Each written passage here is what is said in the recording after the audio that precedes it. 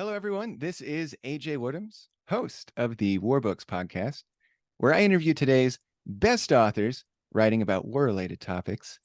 Today, I am really excited to have Ghaith Abdul-Ahad, hope I pronounced that right, for his book, A Stranger in Your Own City, which I really, really liked.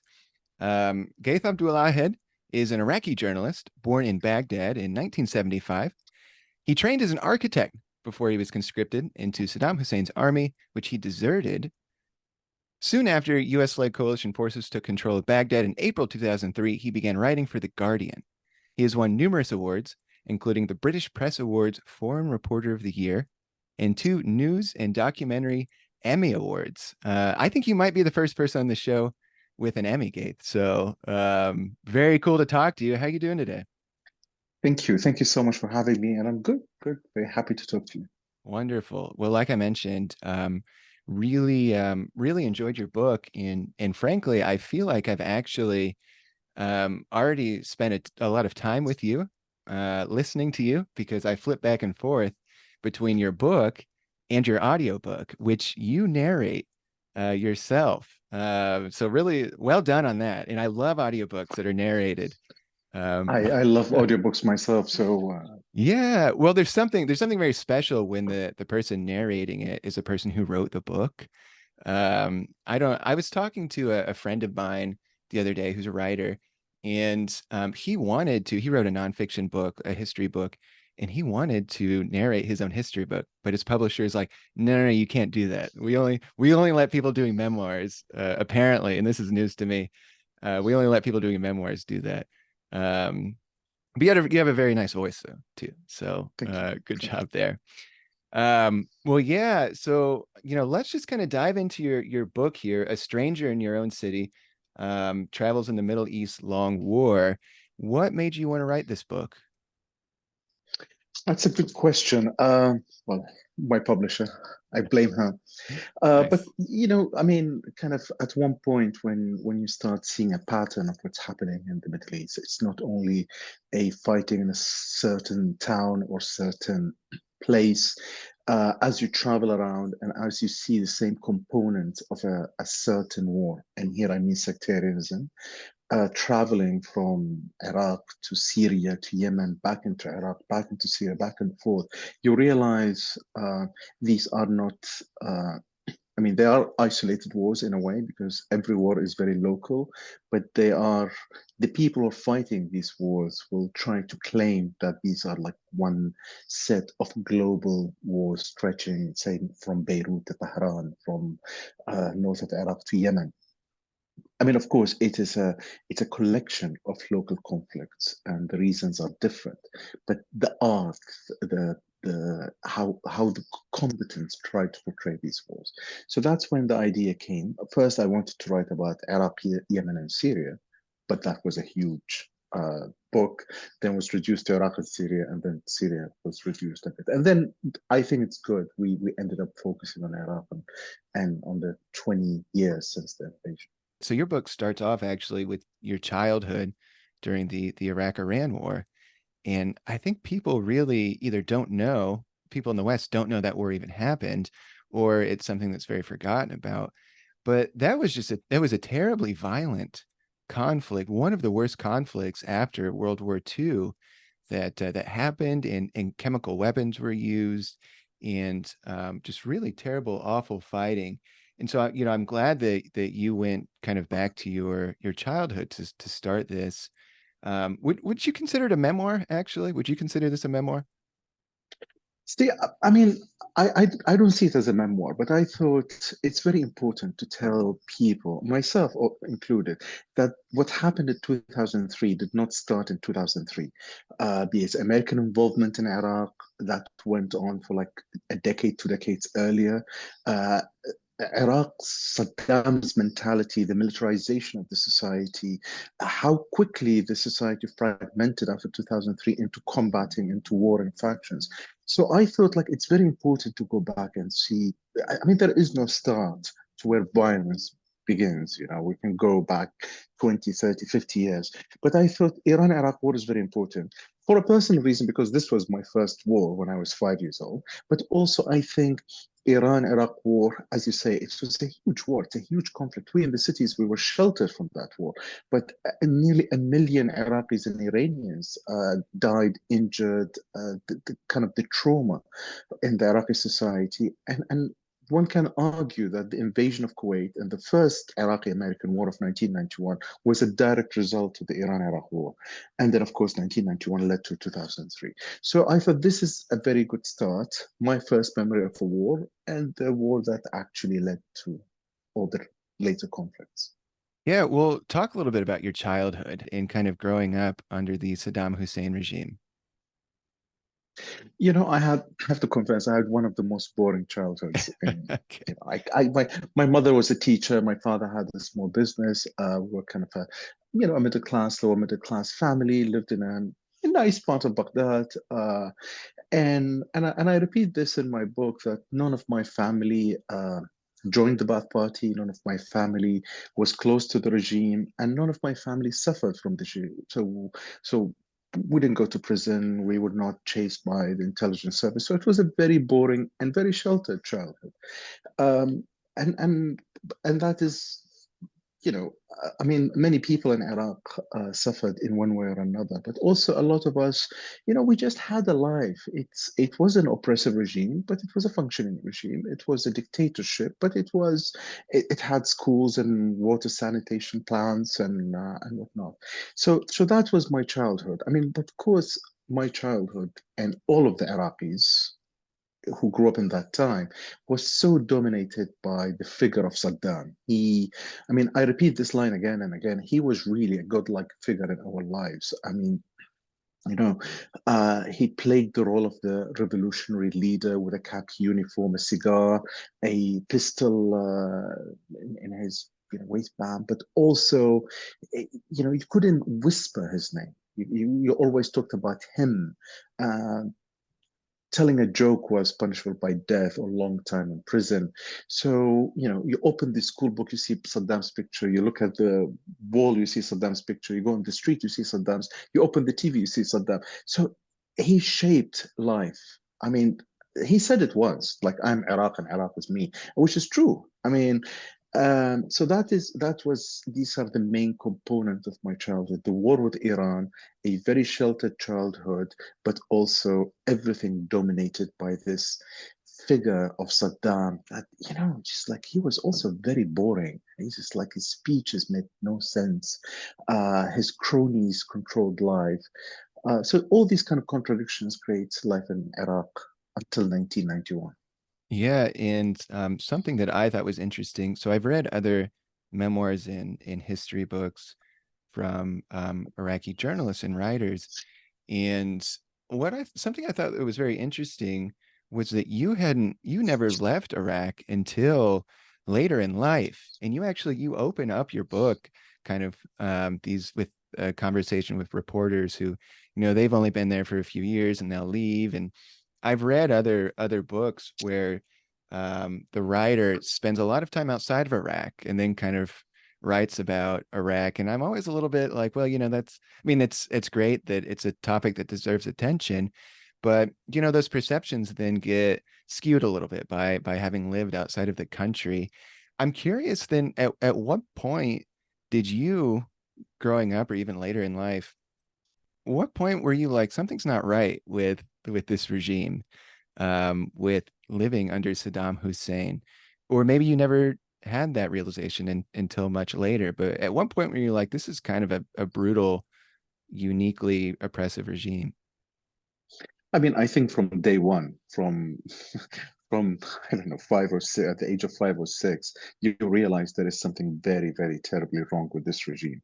I mean, again, to talk about even in your sheltered childhood, you realize the way people whisper about Saddam, the people talk about him, the people disappearing. It was a really brutal, oppressive regime. Sorry, when in the way that you see the regime Ba'ath Party controlling our lives. And of course, after 1991, our sheltered life basically shatters because under the sanctions, so first the bombing of the 1991 war, the massive destruction. We lose electricity, we lose the services, we lose whatever makes a state, a society functioning. But also the sanctions broke the society. It really crushed it. We turned from a nation of basically middle class people into a nation of hustlers and beggars, and there's no employment, and everyone's trying to survive in one way or another. And that's when people start leaving Iraq. And I, as a, after I graduated as an architect, my dream was to leave Iraq. And I tried many times, and I failed, and I lost my money, and I smugglers and whatnot. So it is your whole life is shaped by the regime, but shaped in your reaction to that regime and how to flee the country, how to survive, resist, or collude and cooperate and become a part of the regime, because the sanctions, which is a very strange thing, the sanctions actually strengthened the regime in the 90s. So while in the 80s, we could see Iraq as a country as a whole, you go to your work, you can just close your eyes and forget Saddam. After 1991, you couldn't. He dominated your life. The whatever resources that Iraq owned came only through the regime and his cronies. The black market flourished, and they dominated the black market.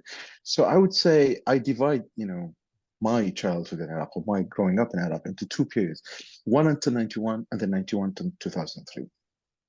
That's very interesting. I mean, for me, Saddam Hussein has always been the bad guy. So I was born in 1992. So a year after Desert Storm, in my whole life, I kind of grew up with either as much as somebody in the West talks about, Middle Eastern dictators, but he's always been the bad guy for me. And one of the things I wondered is if privately most people oppose Saddam. Of course, it was very dangerous to publicly oppose him, but privately, were most people, especially around 1991, opposed to him? Again, I don't remember ever in my life, before 91 or after 91, ever in my life, meeting a single person who spoke about Saddam as this amazing, great, glorious figure. I mean, you see these people talking about Saddam in this way, but you know that they are part of the Ba'ath Party, they're doing their job, uh, you know, members of the regime, maybe. But I've never met a single Iraqi who spoke about Saddam as if this great thing happening to Iraq. Every single one. And you know, was so fed up with this guy. I mean, it's just, but I mean, you say kind of after 1992 he was the bad guy, but you have to remember in pre 1991 he was the good guy. He was the guy who was opposing the Iranians. He was the guy who was Rumsfeld came to see him in the Right. 80s. He was Yeah, a darling of the West. America At supported one him. point he was the darling of the West, and of course it is a very short-sighted society. History tells you that once you support a dictator, you will have to pay the price of that. And I've seen it again and again and again, and we're still seeing it today. So again, to go back to the Iraqi society, we whispered about him. We were scared to talk about him in public, but never. No one said, "Oh, look at! Did you hear the amazing speech of the leader yesterday on TV? Oh, what do you think about this philosophy of the leader?" Yeah, I mean, and again, even his character started changing after 1991. So he shed the green uniform, the rhetoric of the socialist revolutionary leader, and became this pious, a tribal elder, boring us to death with his speeches and his poems, and he would go dress in different kind of costumes and visit the people and give long boring speeches. He became an architect suddenly, interested in building these humongous, huge mosques and palaces and so that's Saddam that we lived under. Well, talk about some of your memories from the first Gulf War. What was it like? You were living in Baghdad at the time. What what are some of your memories from that? I mean, the bombing, it shook your spine. I can't describe how heavy the bombing was. And of course, you have the anti-aircraft machine guns, you have the rockets, and you have these. repeated airstrikes, cruise missiles falling uh, on the city, on civilian houses, on infrastructure. Our house was somewhere in kind of to the west of this, to the south of the city, actually. And there was a beautiful old bridge next to our house built in the 50s that was destroyed, hit. There was a post office right in front of our building that was hit also. And of course the presidential compound, which was on the other side of the river. I mean, imagine your city being carpet bombing. I mean, they call it smart bombing. For us, sitting underneath these bombs, it wasn't smart at all. It was just kind of like this screeching sound of cruise missiles falling on the city, F-16s or whatever, the jet fighters flying over the city. So that went on for 40 days. And of course, you know, the actual war on the ground lasted for 3 days or 4 days, and it was the folly of all follies. If the Iran-Iraq war was a meaningless war in which 1 million people died for no obvious reason, the 1991, from military perspective, that was the biggest disaster in the history of disasters. I mean, yes, Saddam had, I don't know, 7,000 old Soviet tanks. It was nothing compared to the Americans, and that show of force basically was the purpose of the war, I think.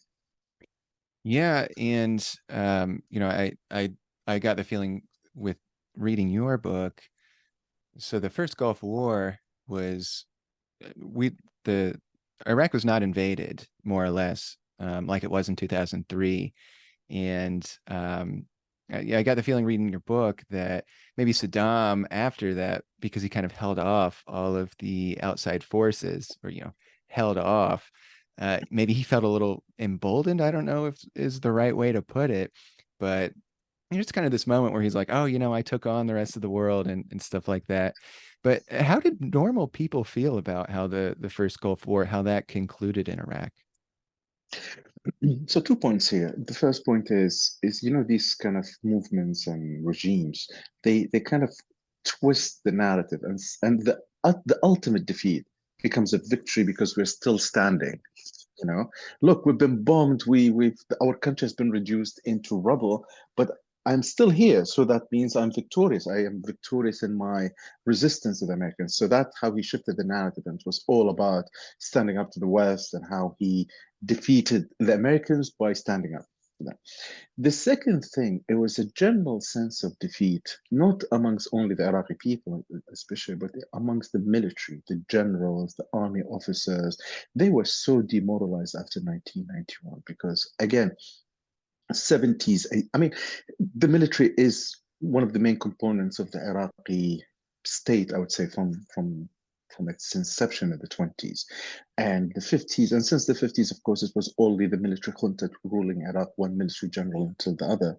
So comes Saddam as the civilian who'd never served in the military. He became the leader of the war against Iran. And of course, that led to major military disasters. After 1991, there was so much anger within the military because the military saw its hardware totally wiped out. So the officers themselves reduced into taxi drivers and hustlers like the rest of us.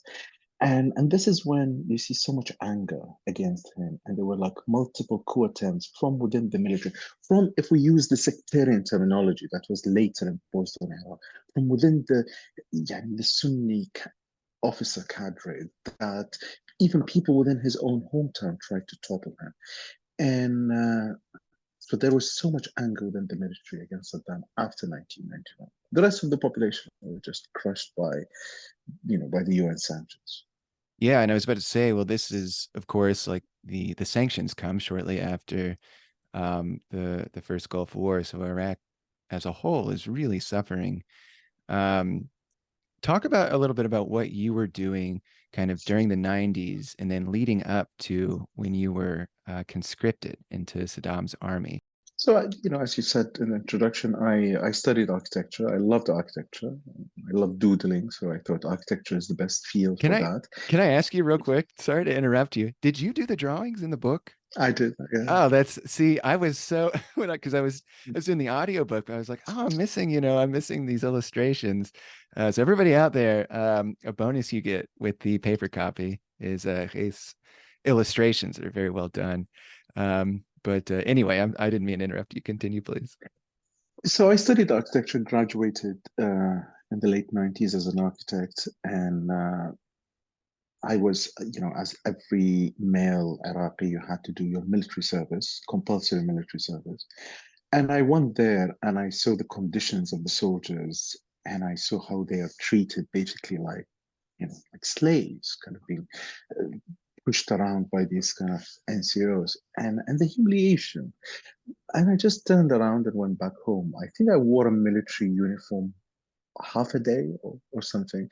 But I never served. And it's not only me. I mean, in the 90s, desertion was really, was really high because of the conditions, because of the poverty, because of the regime was weaker. I have to say something important that had I deserted in the 80s, I wouldn't have lasted more than a week or a month. But because after the 90s, the regime was weak, the security forces were weakened, corrupt, and that's how I could fake ID cards, do different kind of ways to dodge these kind of checkpoints in the streets were designated for capturing So what year is military. this that you So, desert? so kind of from 1998 Okay. and until 2003. And it's that easy. You went, you put on a uniform, and you're like, oh, this isn't this. I don't want to be here, and you Yep, just left. I just left again. I could do it because it's because an architect I had like a engineering a member of an ID card that says I'm an engineer, so that allowed me to pass through checkpoints. I mean, of course, I was trapped in the country. I couldn't leave, couldn't get a passport because you can't get any of the papers without. I moved to my residence. I would change my residence every couple of weeks, couple of months, moved from one place to another, and I survived again because the weakness within the security forces, not because I was. It was risky. Now I'm thinking of it. I think it's just like it was very risky. So what did people think when was it pretty common for people to desert? What did your family say when you came back home after just being in the army? Were they scared for you, or was this so I common mean, that one of not the things really? I had to leave the house because because that's the first place where they come look for you in back into your house with your family. So I had to move out of the house, live different places. Um, and at that time the punishment for desertion was you know cutting off one ear and being branded a coward on your forehead. And so yes. Well, so let's talk about the American invasion, 2003. So you've managed to stay out of the army up until the invasion. But then, talk about the military situation kind of leading right up to it in Baghdad, and then what happens to you during the invasion. So by 2002, kind of like the war drums were so loud you could hear them even in Baghdad, even in the isolation of Baghdad, and and no one wanted a war. And this is another conversation we've had with friends. I don't remember anyone saying, "Yes, it's great. Let's have another war. Let's be bombed again by the Americans." But no one wanted to see Saddam. And again, this whole question, the very simplistic question, Saddam or America, was a very, I think it's a very kind of linear, simplistic paradigm in which we have to choose between a mad dictator or a foreign invasion. Anyhow, no one asked us our opinion. But then as the war is approaching, we Iraqis know very well how to survive a war. So we started, stockpiling. I myself started buying tuna, rice, cooking oil, gasoline for the lamps, and because you know what will happen when the war starts. The first thing you lose is the electricity, the water, and then the war started, and the bombing on the city started, and buildings started, being destroyed. The command of the Air Force was very close to the place where I was living, was bombed. Different targets around the city was bombed. Stupidly, I would cycle throughout the streets of Baghdad with a small camera, a Minolta that a friend had lent me, and take pictures of destroyed buildings, thinking that I want to document the architecture of the city, the destruction of the city. very stupid. I was arrested once, went back home, waited, and then one day a neighbor knocks at my door and says, "The Americans are here." And I'm kind of trying to trace their movements on a map, listening to the radio. And I say, "Yes, they're 100 kilometers south of Baghdad." "No, no, they're here downstairs." And you go downstairs and you see this. It's like a movie. That day plays in my head like a movie. You see these, you know, American Marines, amphibious armored vehicles, soldiers pointing their guns. It's things you see in the movie, and then it's happening right in front of your door. And uh, and then I followed that kind of Marine convoy. They reached the square where all the journalists were staying, and of course the famous statue that was toppled, and the rest is history. Yeah, and it's so interesting to read your perspectives of the invasion. So, like I said, I was born in 1992. I was 10 years old when America invaded Iraq. And my memory is just like watching, I think my parents had CNN on, and the shock and awe campaign where bombs were dropping on Baghdad and these big explosions. And I don't I think that's about it. We were at war, but we had been at war with, we had been in Afghanistan. And so it almost seemed like it was, of course, I was 10. So looking back, perhaps other people were um, maybe not more worried about it, but more invested in what was going on in Iraq. But I remember it just like being kind of almost like a non-event. And at the time we're just 2 years past 9/11. And so everyone was like, oh yeah, this probably be over in like a day or two. And the Iraqis will realize the Americans are liberators who have come to take away their dictator. And so it's very interesting to read your perspective on the ground and to hear this kind of cinematic um event, these cinematic events taking place right in front of your own eyes. Of course, it's not over in a couple days. And you write a little bit about how Iraqis, you maybe at the very beginning are thinking, okay, the Americans could change things for the better, correct? Absolutely. I mean, again, no one asked the Iraqis their opinion, but once Saddam was toppled, there was a kind of a collective sigh of relief that lasted probably a couple of hours because everyone was happy to see the end of Saddam. And I say even in Saddam's hometown, even within the military, everyone was very happy to see the end of Saddam. And of course, there was this kind of perception, oh, this is the greatest nation in the world. Look at their machines, look at their guns, look at their tanks. Of course, everything will be fixed within weeks, and Iraq will turn into maybe Dubai within. And of course, none of that happened. None of that happened for multiple reasons. Uh, people blame the Americans who had no planning for the day after. The kind of the criminal negligence, I would say, of the people who planned the war, who executed the war, and of course they managed to alienate those Iraqis within, I would say, days, weeks. And the third element, which is I now totally believe in, there was no scenario in which a foreign invasion comes to invade a country after bombing it, multiple times.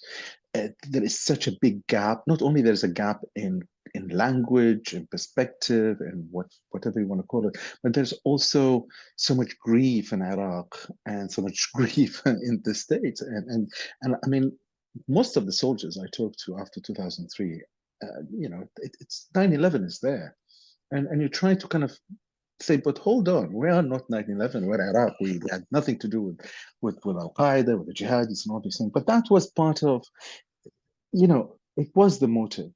Personally, there in the background, consciously, unconsciously, 9/11 was very present in anything that happened in Iraq, 2003 and after.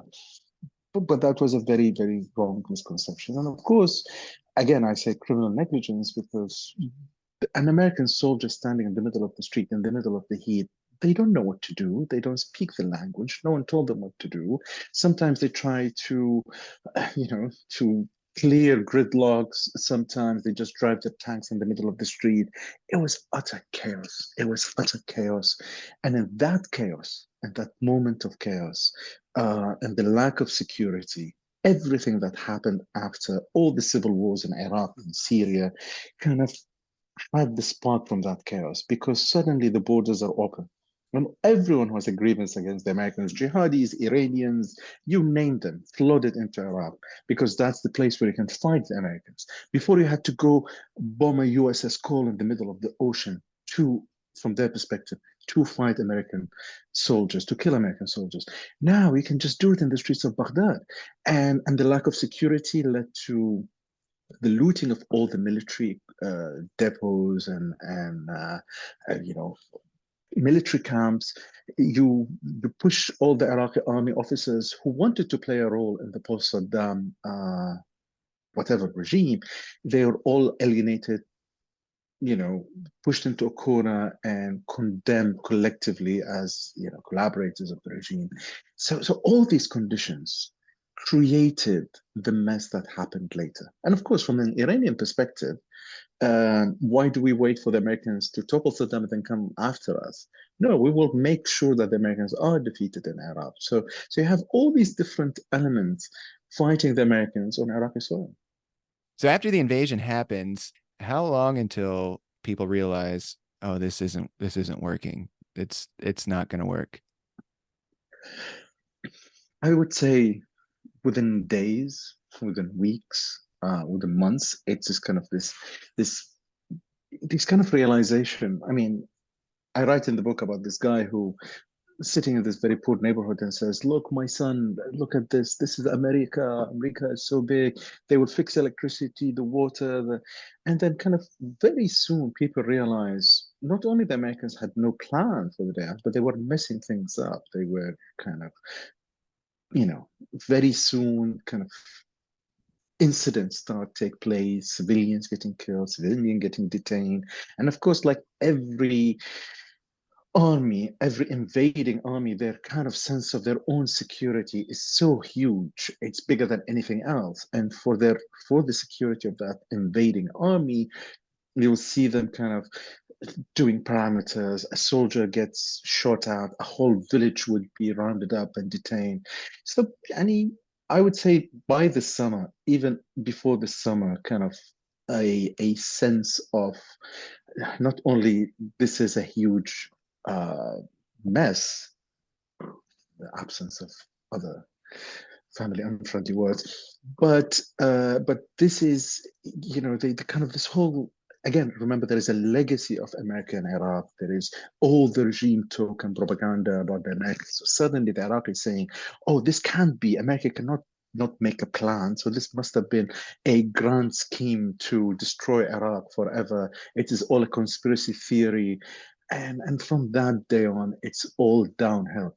To the extent that 20 years later, even the people who actually benefited from the American invasion, the people who actually came on the back of American tanks to rule Iraq, are now criticizing America and kind of denouncing this whole war. So it was a disaster on any strategic, level. It was a great, great, great disaster.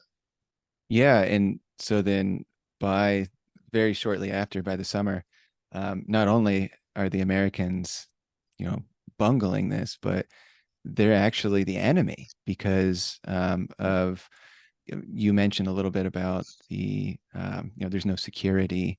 The Iranians are coming in, the jihadis are coming in, all of these terrible, forces that have been somewhat suppressed under Saddam are coming in. And then it becomes pretty clear that the Americans they're just not prepared to handle it. Is there a point where maybe you had just answered this, but is there a point where most people were like, not only are the Americans not helping, but they're the reason for all this destruction? Well, absolutely. I mean, once as so you have a resistance of the Americans emerges, but then that resistance quickly turns into sectarian, jihadi, religious rhetoric.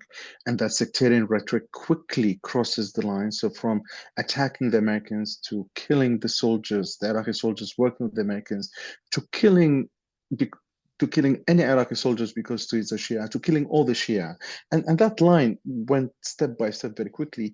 And then suddenly, it's not only about, oh, the Americans are doing a mess in Iraq. The Americans are causing a civil war, causing a sectarian civil war.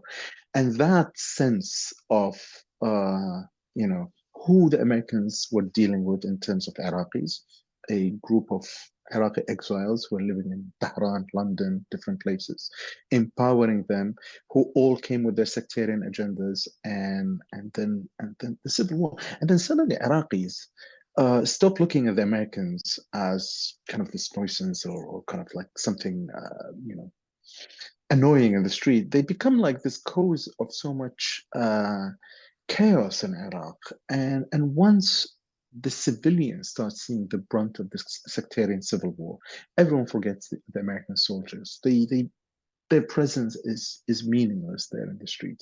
It is the sectarian war. It is the jihadis blowing car bombs. It's the militias kidnapping civilians, and that is where. So it becomes a surreal, a parallel cities. In one city there is a civil war, in another city there is an American occupation, and that is happening underneath that, overlapping sometimes, but often two different universes. Yeah, well, let's talk about the sectarian wars, the first civil war and the you write about two civil wars, but the first civil war, the sectarian war. Talk a little bit about um, what you're seeing during this time period. First, like what are kind of some of like the main events, so to speak, with the sectarian war? What starts what's kind of the first sign that a civil war is breaking out for you? And then what are you kind of seeing and feeling on the ground? So the first sign of a civil war is not when people start shooting at each other from across barricades. The first sign of a civil war, when the society is so polarized and so split, when the rhetoric of I wouldn't even dignify them by calling them politicians, but all the party bosses that came after the American invasion, the opposition exile, they had a very clear sectarian way of looking into Iraq. I don't want to say that Iraq is not is sects exist in Iraq, Kurds, Arabs, Sunnis, Shia, they all existed in Iraq. And of course, there are differences and conflicts throughout histories, but the Iraqi society on the eve of the 2003 invasion was mostly uh, political, sectarian identities existed as cultural identities. Yes, people did suffer from the regime's policies, but it may sound very strange, but the regime was not sectarian in a way. The regime was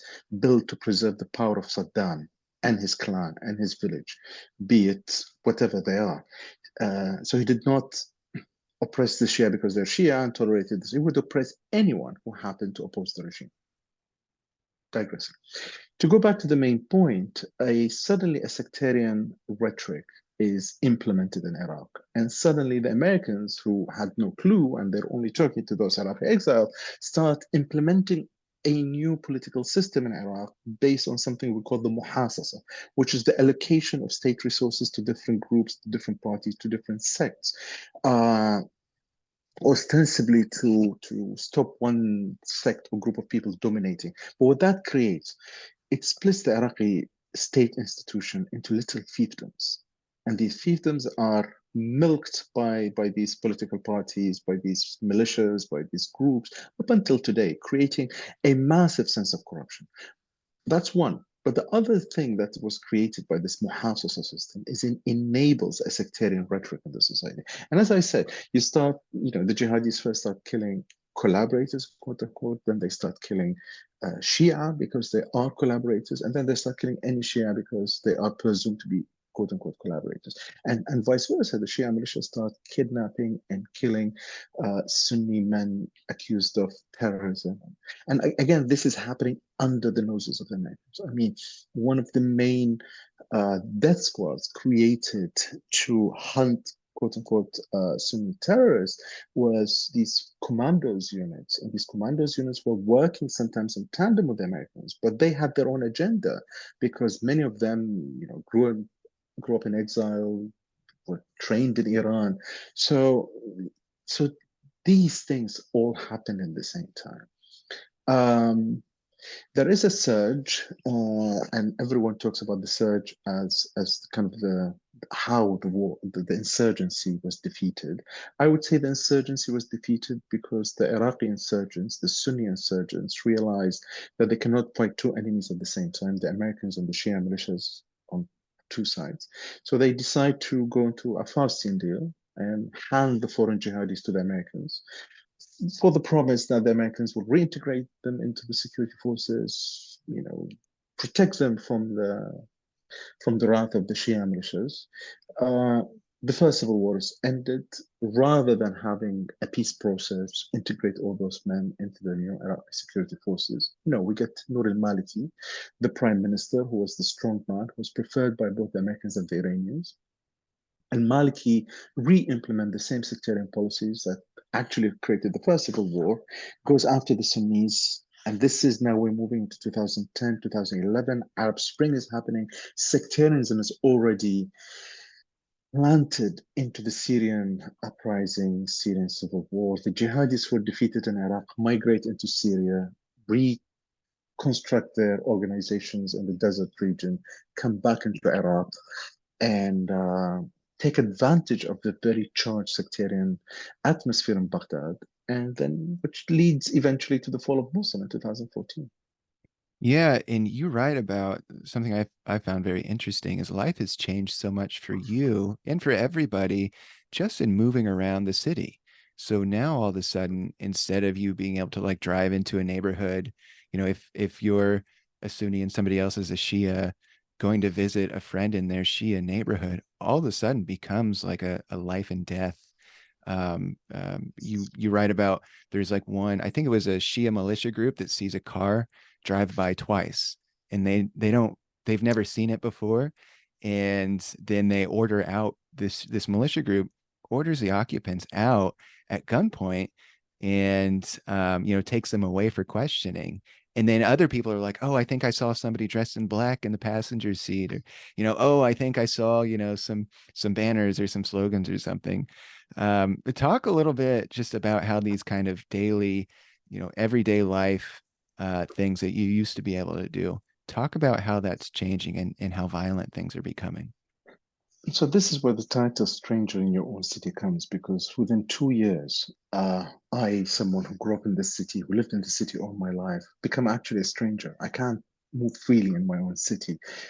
As you say, the city that had no sectarian boundaries suddenly acquire a actual boundaries, and like you have a map and you say this neighborhood is Sunni, this neighborhood is Shia. Oh no, this neighborhood the Shia have been expelled from it, and the militia control this thing, and you don't know which militia controls which road, and that becomes a danger because you start carrying two sets of ID cards, or you travel with two people, a Sunni and a Shia, to use them to vouch for you wherever you go, and it's very quickly, this kind of xenophobic mentality of civil wars. Oh, as you say, this guy's dressed in black, he must be a Shia. This guy's, has his beard, he must be a Sunni. The length of your beard, the accent, all these tiny little identifiers become really, really dangerous in the context of a civil war. Yeah, and you mentioned so Nouri al-Maliki becomes he becomes prime minister, and the first civil war, if you want to call it, ended. And talk about his regime, or his administration, and then how things change for Iraq, but for you personally too. And I guess, something So that I forgot to mention too, you've become a reporter by this time. So you're on the ground, seeing all these events and writing about these events. You're not an architect anymore, just to be clear for the audience out there. the Nur al-Maliki, as you call it, regime, is a very good description. Was built on it's a product of this muhassasa system that we talk about, the sectarian system that was created in Iraq. But also it's a regime built on corruption. So he wanted to build this kind of client patronage networks, and to build these things, he used state resources uh, that are at his disposal. So not only he uh, built the state of the so-called strong man, and he pursued policies very similar to that of Saddam, but he also uh, allowed the creation of one of the most corrupt states in the world. And it's not only Nur al-Maliki, of course. I mean, the whole state, everyone was playing the same game.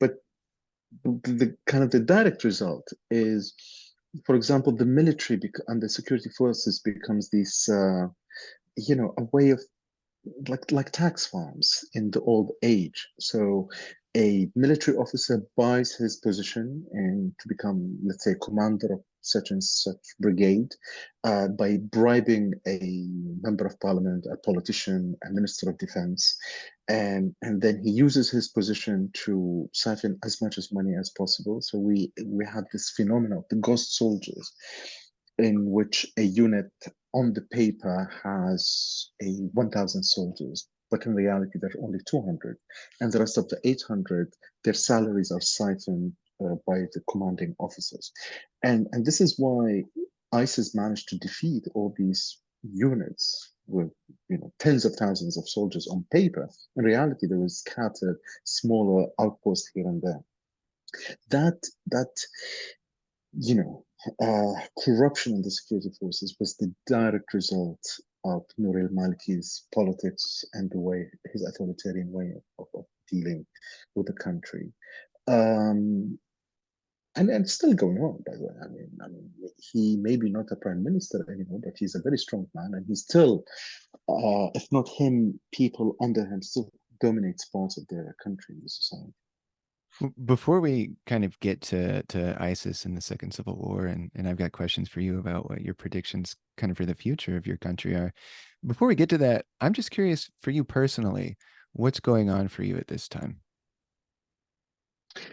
So I mean, very soon you have to leave where, you have to live in a compound, in a protected hotel, live behind fences and barbed wire like the rest of the general. It doesn't matter if you're a foreigner or Iraqi, everyone is targeted by kidnapping and killing.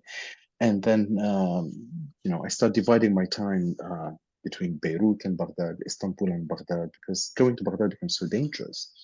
Um, and so personally, again, I mean, everything I describe in the book is the things that I saw as a reporter, which is like a tiny, tiny percentage of what a average Iraqi was going through every single day. Because as we talk about these clashes and car bombs and kidnapping, people had to go to school, people had to go out shopping, people had to, I don't know, visit friends, and all these things were happening within the realm of a civil sectarian civil war. So it was crazy.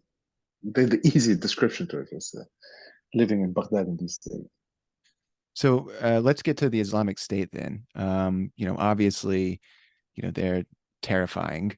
But just talk about how Baghdadis and Iraqis talk about the Second Civil War that you call. Talk about how that started with the Islamic State and how normal people kind of felt about the events that were going on in Iraq. There was a sense of disbelief when Mosul fell. I mean, there's a difference between insurgents reappearing, say, in the countryside, in farmlands, outside Baghdad. Would you say, But sorry to interrupt, would you say that with Mosul falling, was that the first time that most Iraqis were like, holy cow, like there is now like these jihadis pouring into the country? Was that kind of the first instance people are like, they've invaded our country, or did people know about them before Mosul fell? so before Mosul fell, there's all this Sunni agitation, and these were peaceful demonstrations. Kind of inspired by the Arab Spring, but of course, Nour al-Maliki treated them as a conspiration, a conspiracy of the jihadis and the Ba'athis. They were not. And so he oppressed them. As a reaction, there was more anger in the street. In that anger, in that vacuum, the jihadis infiltrated these demonstrations. And first thing, you see cities like Ramadi and Fallujah falling, but no one knew who was actually there.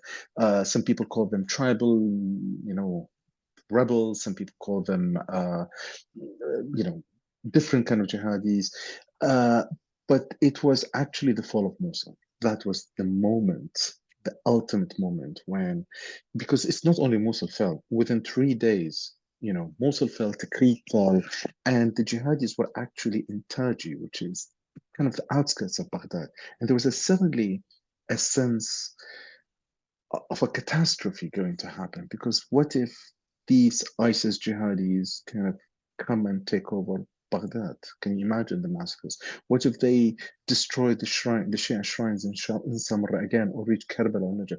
There was an existential threat, and this is when you see tens of thousands of young Shia men and Sunnis in different parts of the country who volunteer to fight ISIS. That's when the Iranians become very involved in the fighting. And that's when the Americans will also get very involved in the fighting.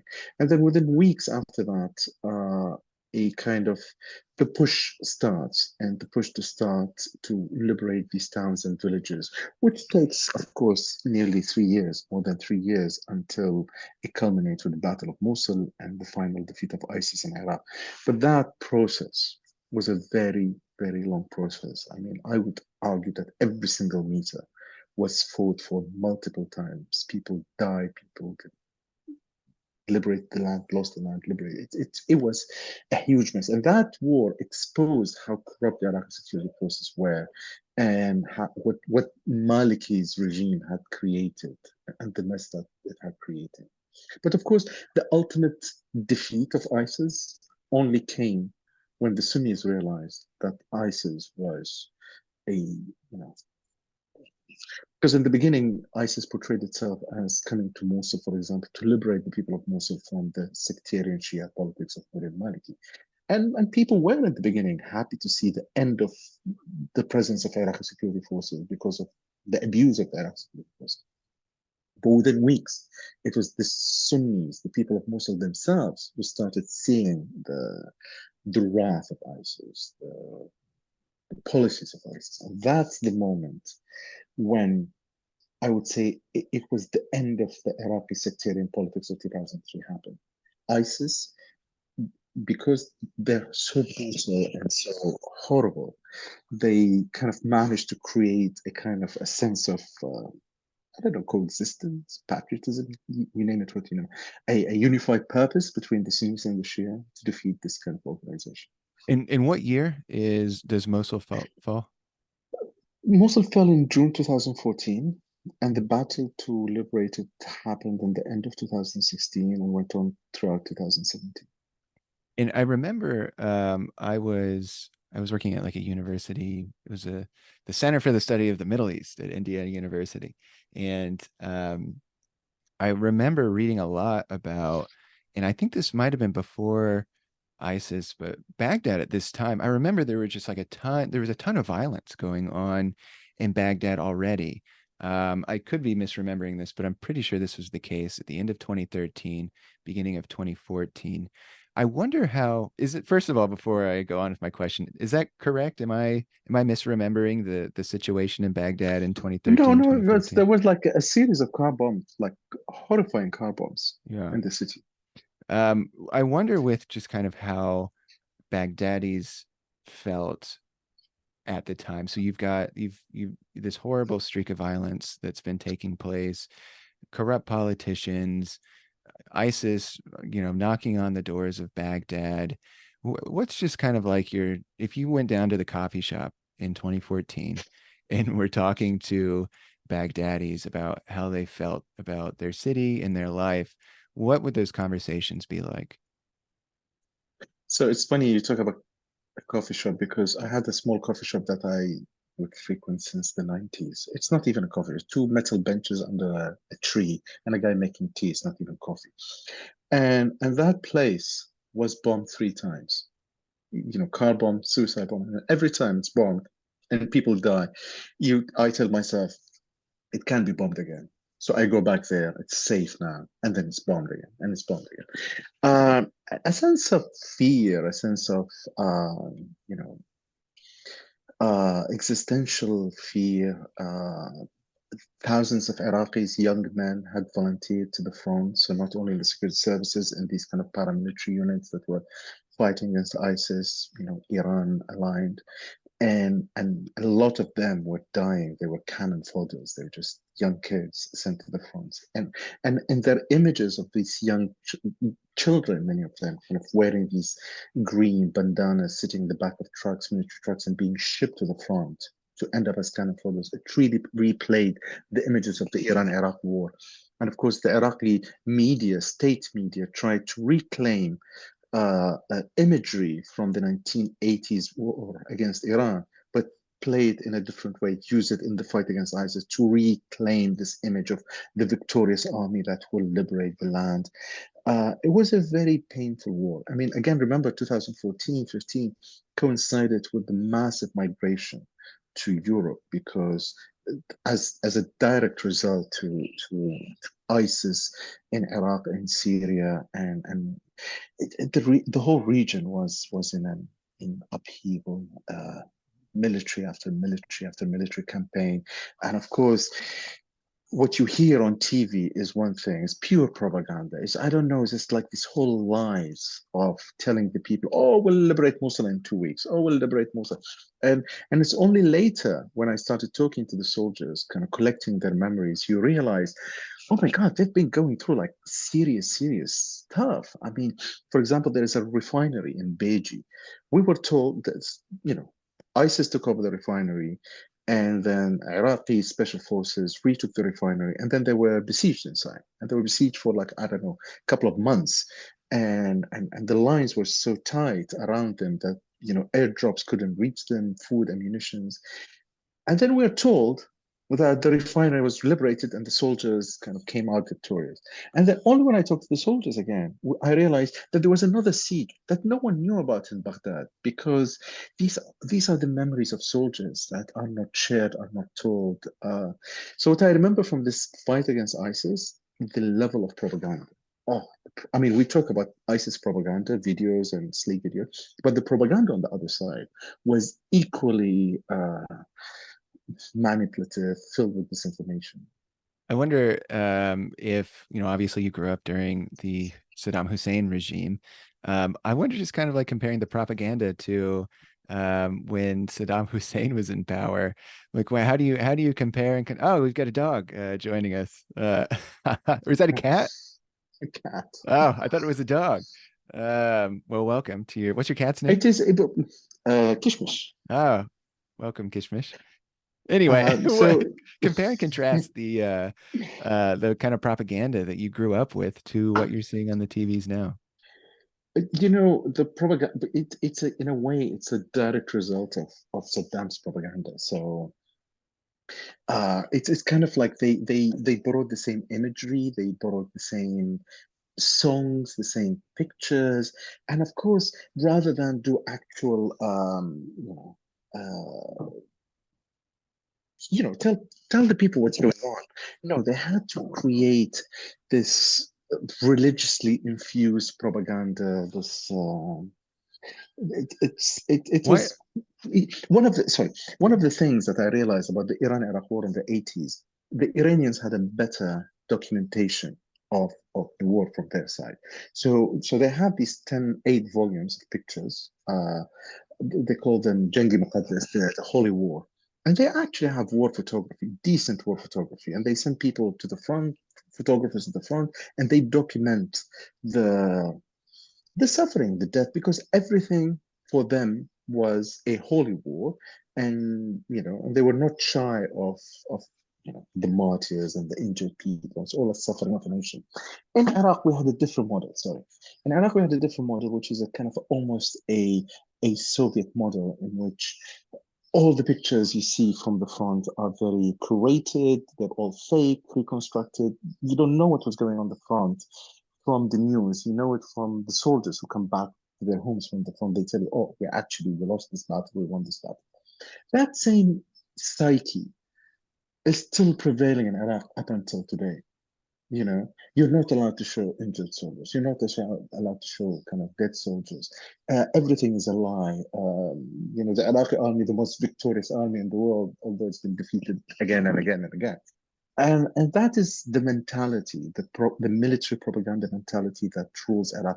It's still the same continuous, because one of the things that as the civil wars settled in Iraq, and as the Americans left, and as Iraq was trying to just kind of come out of the rubble, they looked back into the history and they saw that the only model of governance they know is the model of Saddam, and they went back to that model. So this is why in Iraq today we have one of these most mutant states in the world.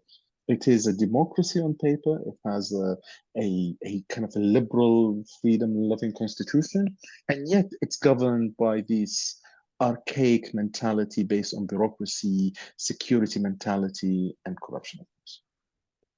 Well, let's talk a little bit about kind of where you see the future of Iraq going. Um, Obviously, ISIS has more or less been defeated, but there's still a lot of problems in Iraq. Talk a little bit about where you see things going. The ultimate problem in Iraq at the moment is corruption. And that corruption, if it's not dealt with, will lead to another upheaval, a kind of a social upheaval. We're talking about a country with, 120 billion dollars worth of oil money per year. And yet parts of Iraq and Baghdad are on par with some of the poorest nations in the world. And that is happening because of corruption. And that corruption led in 1919 to the street violence, street demonstrations, the uprising, the youth uprising of 1919. And that was crushed, and all uprisings failed, but that was a benchmark in Iraqi history of the last 20 years. It's kind of a post-sectarian politics. But the anger is still there, the frustration is still there. The politicians, again, I don't want to dignify them by calling them politicians, the party bosses, the militia commanders, the religious parties, they are still siphoning the wealth of the nation. While Iraq is growing very fast, 42 million, doubling in population in 20 years, it's facing serious climate challenges. The combination between corruption and that will lead to another social upheaval if it's not dealt with. How do you think the next generation of Iraqis, the Iraqi youth, how do they feel about their government, and what do you think they want from their government? One of the biggest disasters of this war is that words like democracy has been soiled in the eyes of Iraqis. I mean, you say parliament and they think of corruptions and deals and commissions. And the sad thing, remember when you asked me, how did the Iraqis feel growing up under Saddam? What did they think of Saddam? We thought about him as a mad dictator. Ask Iraqis now, how do they think of Saddam? As a kind of a portion of the Iraqis, across the sectarian line would say, oh, he was a dictator, but at least he ruled the country properly. Oh, at least he did so and so. At least we had running water and electricity. That is the problem with the last 20 years. It was so bad the last 20 years. It managed to exonerate Saddam, or at least allow certain people to say, oh, it wasn't so bad under Saddam. This is what the disaster is. So do you think, go ahead.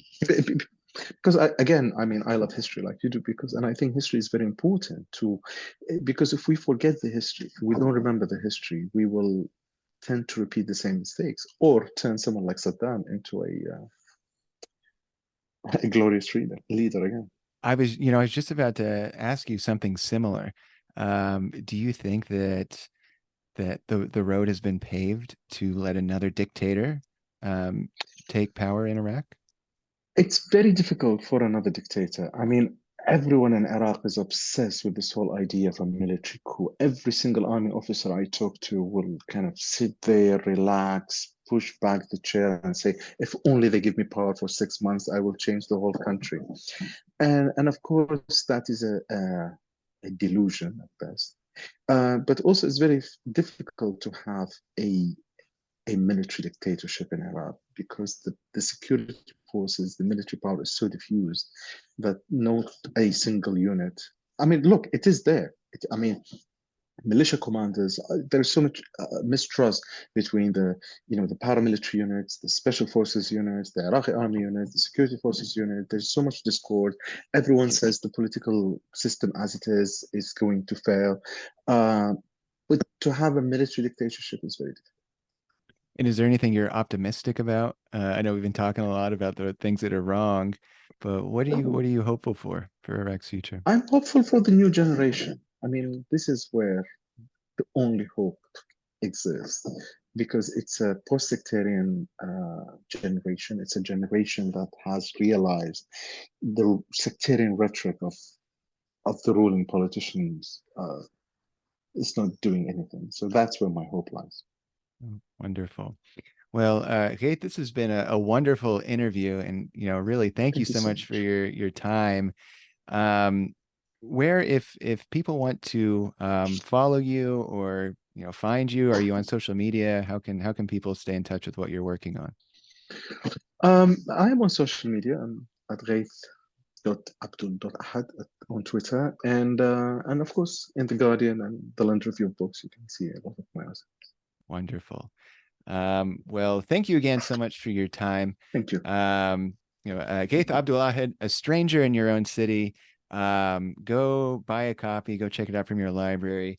A story worth reading, and I'm so glad that you were able to join me here, Ghaith. So thank you so much. Thank you so much for having me.